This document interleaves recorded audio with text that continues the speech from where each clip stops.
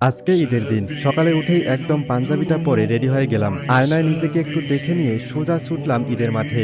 উফ, মাঠ ভর্তি চেনা অচেনা সব মানুষের ওই হাসি মুখ আর নামাজ শেষে একে অপরকে জড়িয়ে ধরে ঈদ মুবারক বলা, কলিজা ঠান্ডা করা, এই শান্তির ফিলটা ভাই অন্য কোথাও পাওয়া যাবে না। নামাজ শেষ করে একেবারে ফুরফুরে মেজাজে বাসায় ফিরলাম। ঈদের দিনে হেপি খাওয়া দাওয়ার পর আসল ধামাকাটা হলো ঠিক তার পরের দিন। বন্ধুরা সব একসাথে জমে প্ল্যান করলাম, আজ নো বিরিয়ানি নো পোলাও, আজ হবে আমাদের গ্যাংয়ের স্পেশাল নুডলস পার্টি। যেই কথা সেই কাজ, পুরো স্কোয়াড মিলে চলে গেলাম বাজারে। ঈদের পরের ফাঁকা বাজারে গিয়ে দরদাম করে নুডলস, ডিম, সস আর সবজি কিনে যখন ফিরছি মনে হচ্ছে যেন যুদ্ধ জয় করে ফিরলাম। বাসায় এসেই সবাই মিলে রান্নার কাজে হানা দিলাম। একজন পেঁয়াজ কাটতে গিয়ে কাটছে, আরেকজন খুন্তি হাতে নিজেকে অনেক বড় শেফ ভাবছে। রান্না কম, চুলার পারে দাঁড়িয়ে একে অপরকে কষানোই চলল বেশি।